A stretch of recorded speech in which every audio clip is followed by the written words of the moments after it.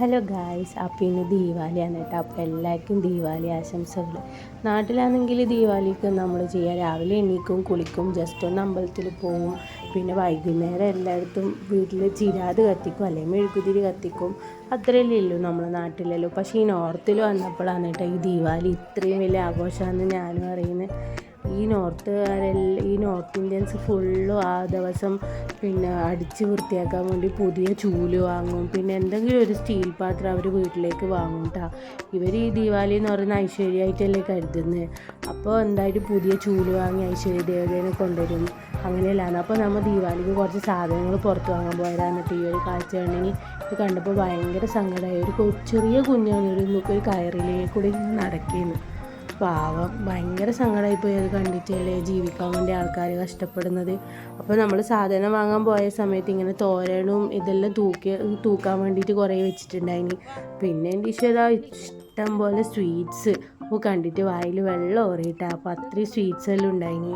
പിന്നെ ഇതെല്ലാം നമ്മളെ സ്റ്റേഷൻ്റെ ഉള്ളിലത്തെ ക്വാർട്ടേഴ്സാണ് കേട്ടോ. എല്ലാവരും അലങ്കരിച്ചിട്ടുള്ളത് ഒന്നും പറയണ്ട, കല്യാണ വീടിനേക്കാളും ഉള്ള കേമായിട്ട് അലങ്കരിച്ചിട്ടുണ്ട്. എല്ലാം കാണാൻ നല്ല ഭംഗിയുണ്ട്. എനിക്ക് ഏറ്റവും കൂടുതൽ ഇഷ്ടമായി ഈ ഒരു വീടാണ്. നോക്കിക്ക് എന്തൊരു ഭംഗിയാന്ന് നോക്കി അവർ അലങ്കരിച്ചിട്ടുള്ളത്. ഇത് ഭയങ്കര ഭംഗിയുണ്ട് കേട്ടോ. ഇത് കാണാൻ വേണ്ടിയിട്ട് രാത്രിയിൽ ഈ വീട് വെട്ടിത്തിളങ്ങുന്നുണ്ടായി. അപ്പോൾ വൈകുന്നേരം ആയപ്പോൾ ഞാനും എല്ലാ വിളക്കെല്ലാം വെച്ചിട്ടുണ്ടായിന്. ചിരാത് കുറച്ച് വാങ്ങിയിട്ടുണ്ടായിന്. അപ്പോൾ ചിരാതെല്ലാം വെച്ച് നമ്മളെ വീട്ടിൻ്റെ ബാൽക്കണിയിലത്തെ ബാൽക്കണി സൈഡിൽ ഞാനും വിളക്കെല്ലാം വെച്ചിട്ടുണ്ടായിന്. അങ്ങനെ വിളക്കെല്ലാം കത്തിച്ചു.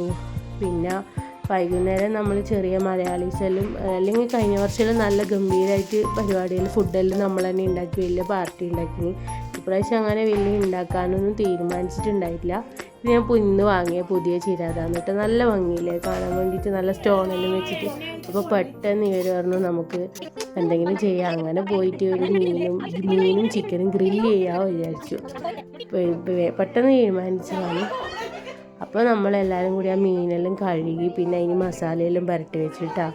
ഇത് എൻ്റെ വീട്ടിൻ്റെ മുകളിലത്തെ ടെറസിലപ്പം നമ്മൾ ഗ്രില്ലാക്കാമെന്ന് വിചാരിച്ചു. ഗ്രില്ലെല്ലാം നമ്മളെ കയ്യിലുണ്ടായതിന് മുന്നേ അപ്പോൾ നമ്മൾ വീട്ടിൻ്റെ മുന്നിലാക്കാമെന്ന് തീരുമാനിച്ചു. അപ്പോൾ എല്ലാവരും വന്നു. പക്ഷേ എല്ലാവർക്കും ഓരോരോ സ്ഥലത്ത് വീടുകളിൽ പോകാനുണ്ടായിട്ടാ.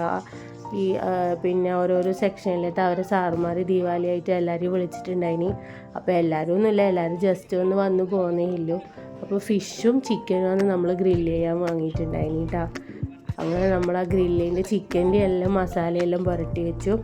അങ്ങനെ ഗ്രില്ല് ചെയ്യാൻ വേണ്ടി തയ്യാറെടുക്കുകയാണ് കേട്ടോ.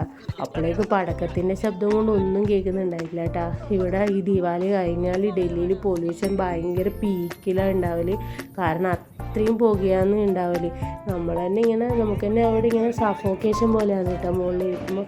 ആണുങ്ങളെല്ലാം ചെറുതെല്ലാം ഒന്നും അടിക്കാനുള്ള പ്ലാനില്ലായിരുന്നു. അങ്ങനെ ഇവർ കുറച്ച് ഇതെല്ലാം കള്ളെല്ലാം വാങ്ങിയിട്ടുണ്ടായിരുന്നു. അങ്ങനെ ചെറുതായിട്ടൊരു സന്തോഷമല്ലേ.